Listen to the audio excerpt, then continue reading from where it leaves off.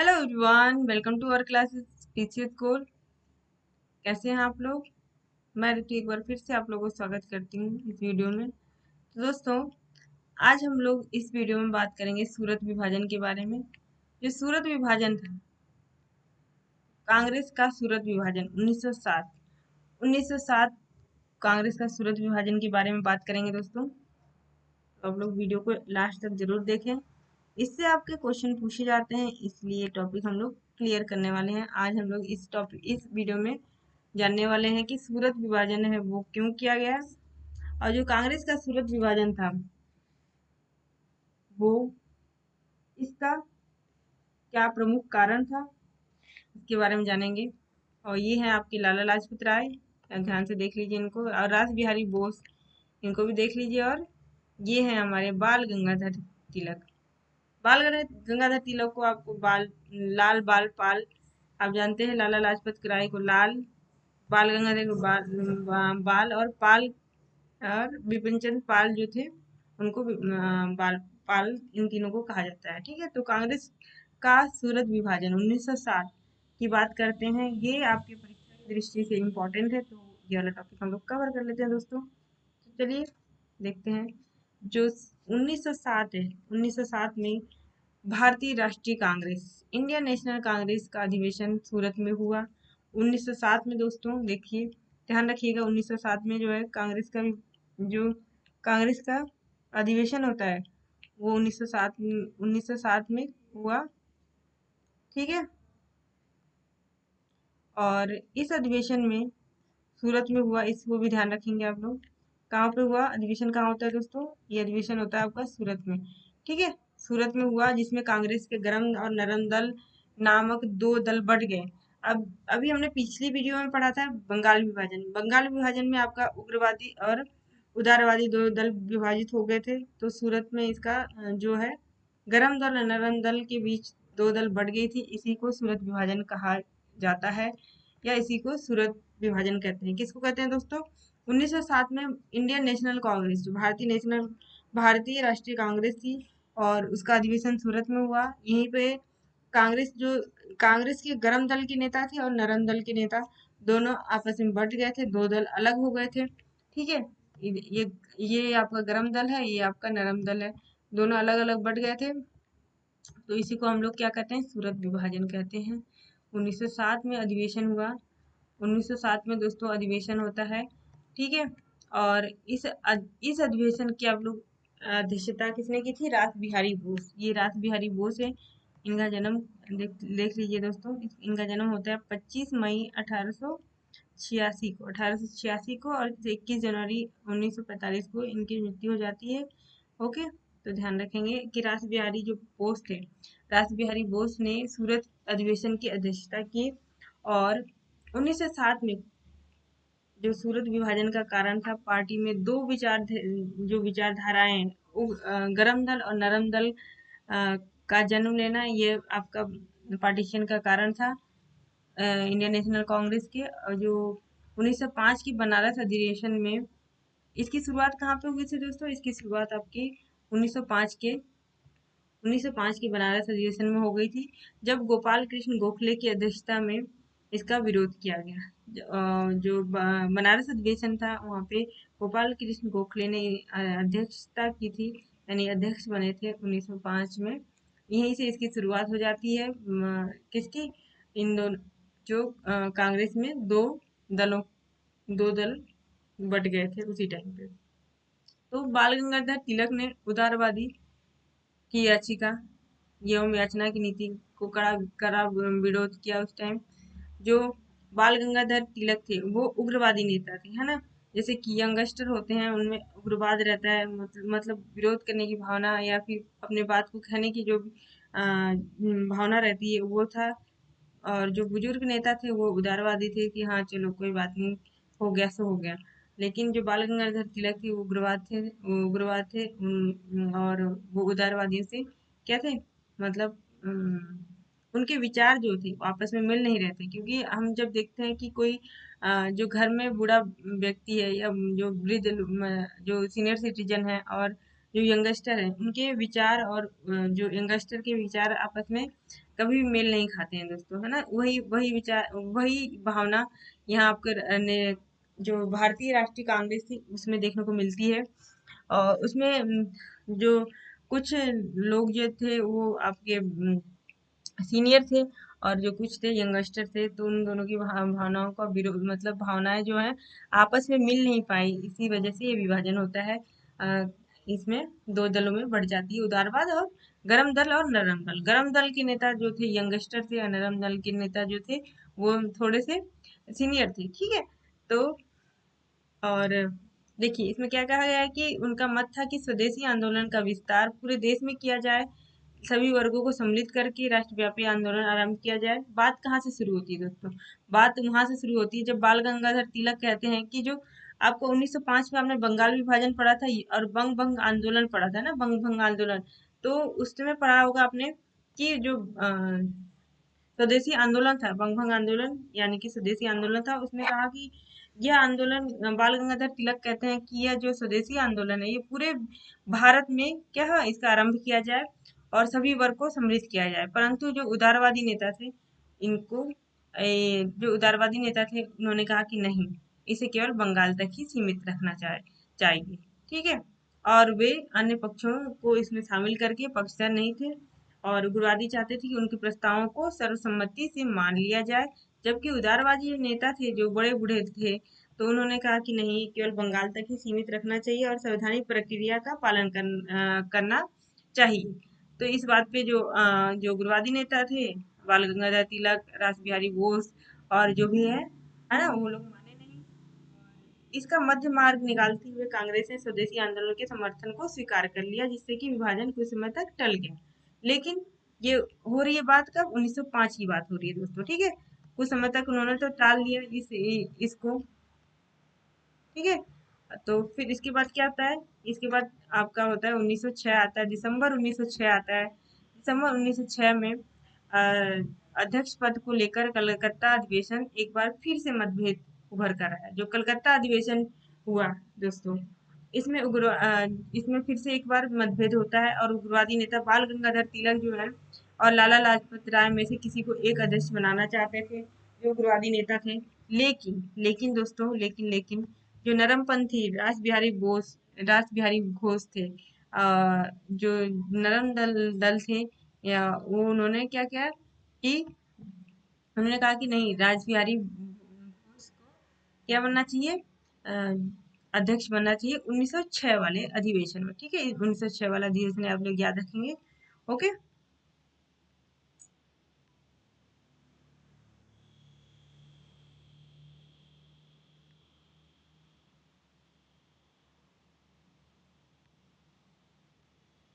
ठीक है,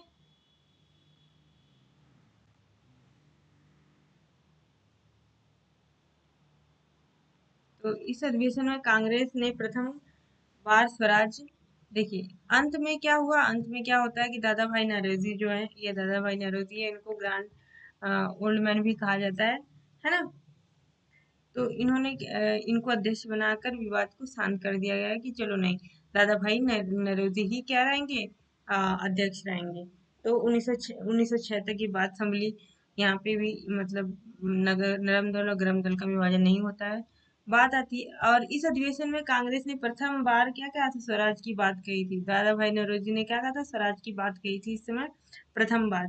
प्रथम बार, तो इसको भी आप लोग ध्यान में रखेंगे और नोट डाउन कर लेंगे। जो प्रथम बार स्वराज जो शब्द है वो कहाँ से आया, 1906 के दिसंबर अधिवेशन में, जबकि जब दादा भाई नौरोजी क्या बने थे, अध्यक्ष बने थे। इसको भी आप लोग ध्यान में रखेंगे, ठीक है दोस्तों। तो देखते हैं, और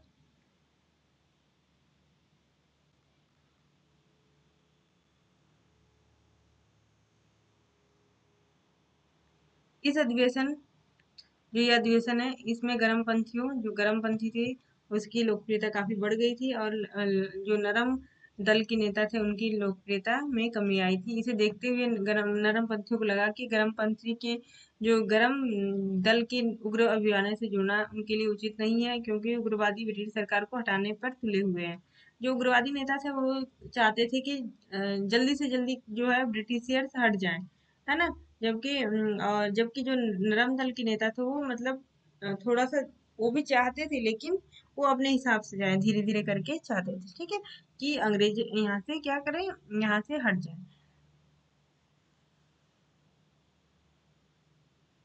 और उदारवादी जो नेता थे उग्रवादियों को संदेह की दृष्टि से देखने लगे। उन्हें लगता था कि उग्रवादी द्वारा उठाए गए कदम स्वतंत्रता आंदोलन में गलत प्रभाव पड़ेगा, जो स्वतंत्र आंदोलन है उस पर गलत प्रभाव पड़ेगा। इस वजह से भी क्या करते थे वो लोग, वो जो उग्रवादी नेता थे, यानी जो गरम दल के नेता थे, उन पे क्या करते थे, उनमें थोड़ा सा सख्त दृष्टि देखते थे।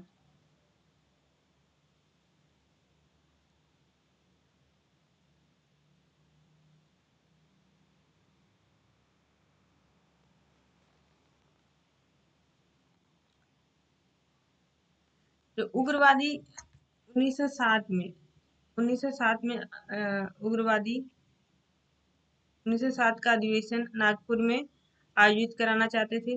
इसको भी ध्यान में रखेंगे। तो उग्रवादी कहना चाहते थे कि नागपुर में अधिवेशन हो, लेकिन बाल गंगाधर तिलक और लाला लाजपत राय को अध्यक्ष बनाना चाहते थे। लेकिन जो नरम दल के नेता थे वो सूरत में अधिवेशन कराना चाहते थे और स्थानीय नेता को अध्यक्ष बनाने से इनकार किया इन्होंने। और स्थानीय नेता को अध्यक्ष बनने से क्या किया, इन्होंने इनकार कर दिया कि नहीं वहाँ पे। और ये लोग जो दल के नेता थे उन्होंने नागपुर में अधिवेशन आयोजित करना चाहते थे। ओके, इसको भी ध्यान में रखेंगे आप लोग, ठीक है। लेकिन साथ ही उदारवादी क्या चाहते थे, उदारवादी ने स्वदेशी आंदोलन को वापस लेने की वकालत शुरू कर दी। उन्होंने रासबिहारी घोष को अध्यक्ष बना दिया। जो रासबिहारी घोष थे उनको अध्यक्ष बना दिया, और इन कारणों से कांग्रेस में विभाजन हो गया। जो गरम दल के नेता थे वो तो चाहते थे कि नागपुर में अधिवेशन हो 1907 का, और बाल गंगाधर तिलक और लाला लाजपत राय को क्या बनाया जाए, अध्यक्ष बनाया जाए। जो नरम दल के नेता थे जबकि जो नरम दल के नेता थे, है ना, नरम दल के नेता क्या चाहते थे कि सूरत में अधिवेशन हो। और इन्होंने यही किया, अपने मन की।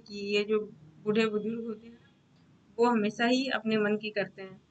तो नरम दल के जो नेता थे उन्होंने क्या किया, सूरत में अपना अधिवेशन आयोजित कर दिया, और रास बिहारी बोस को उन्होंने क्या कर दिया, अध्यक्ष बना दिया। इस कारण क्या, कांग्रेस में फूट पड़ गई, और कांग्रेस दो पार्ट में विभाजित हो गया, एक नरम दल, एक गरम दल। गरम दल के नेता आप लोगों को पता ही थे, लाला लाजपत राय, बाल गंगाधर तिलक और विपिन चंद्र पाल आदि नेता थे, है ना। और जो नरम दल के नेता थे वो थे आपके दादा भाई नौरोजी और अदर लोग थे, है ना। इन कारणों से कांग्रेस में विभाजन हो गया, और मुख्यतः गरमपंथी नेता बाल गंगाधर तिलक ने अंग्रेजों ने गिरफ्तार कर लिया। यहीं पे क्या होता है दोस्तों, यहीं पे बाल गंगाधर तिलक को गिरफ्तार कर लिया जाता है अंग्रेजों के द्वारा, और मांडले जेल में जो बर्मा भेज दिया गया, जिससे उग्रवादी आंदोलन कुछ समय के लिए कमजोर पड़ गया, क्योंकि बाल गंगाधर तिलक ही जो थे वो मेन मेन थे आंदोलन करने वाले, ठीक है, उग्रवादी। और उन्होंने उनको क्या हुआ, मांडले जेल में भेज दिया गया, जो कि बर्मा में था, इससे कि उग्रवादी जो कमजोर पड़ गए। और 1914 में और 1914 में बाल गंगाधर तिलक के जेल वापस आने पर आंदोलन दोबारा शुरू हो गया। तो ये था आपका दोस्तों सूरत विभाजन में आपके जो अध्यक्ष थे वो थे रास बिहारी बोस, और किस तरीके से विभाजन हुआ इंडियन नेशनल कांग्रेस से, ये आपने जाना। तो आशा करती हूँ दोस्तों वीडियो आपको पसंद आई होगी, और इसमें सारे डाउट सबके सूरत विभाजन से जितने भी थे वो सारे क्लियर क्लियर हो गए होंगे। और लास्ट में मैं आप लोगों को उदारवादी जो नरमपंथी और उग्रवादी नेता थे उसके बारे में थोड़ा सा जान लेते हैं दोस्तों, है ना। थोड़ा सा जान लेते हैं। जो सामाजिक आधार जमींदार एवं देखिए, जो उदारवादी नेता थे वो क्या थे, ब्रिटिश न्यायप्रियता में विश्वास रखते थे। जबकि जो उग्रवादी नेता थे वो ब्रिटिश न्यायप्रियता में बिल्कुल भी विश्वास नहीं रखते थे, ठीक है। जो उग्रवादी, आप लोग एक चार्ट बना लीजिए, यहाँ पे उग्रवादी लिख लीजिए, और यहाँ पे क्या लिखेंगे, उदारवादी। उग्रवादी जो लोग थे यहाँ पे उग्रवादी लिखेंगे, तो उग्रवादी में आप लोग क्या लिखेंगे दोस्तों, ये लिखेंगे आप लोग कि जो उग्रवादी थे वो सामाजिक आधार शहरों की शिक्षित एवं मध्यम वर्गीय लोगों के बीच के थे।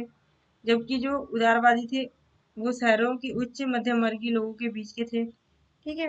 और ब्रिटिश न्यायप्रियता में विश्वास रखते थे उदारवादी लोग। और उदारवादी लोग का मानना था कि सरकार विरोधी आंदोलन मध्यमी वर्गीय शिक्षित वर्ग तक ही सीमित रहना चाहिए, क्योंकि जन सामान्य अभी तक राजनीतिक कार्य में सक्रिय भागीदारी नहीं ले पाया है। इसलिए क्या रहना चाहिए, मध्यम वर्ग तक ही, क्या मध्यम वो भी शिक्षित वर्ग तक ही सीमित रहना चाहिए।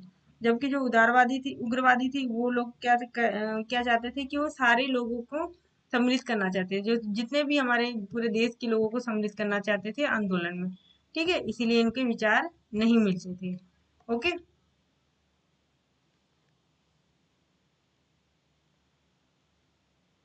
और जो उदारवादी लोग थे वो पाश्चात्य शिक्षा के समर्थक थे, है ना। जबकि जो ये आप जानते हैं दोस्तों कि जो उदारवादी लोग होते हैं, पुराने लोग होते हैं, वो हमेशा ही अपनी संस्कृति और शिक्षा को महत्व देते हैं। तो ये पाश्चात्य शिक्षा एवं सभ्यता के समर्थक थे। जबकि अम, जो उग्रवादी लोग थे वो भारतीय समारोहों में के आयोजन और प्रेस शिक्षा और भारतीय साहित्य के समर्थक थे। ठीक है।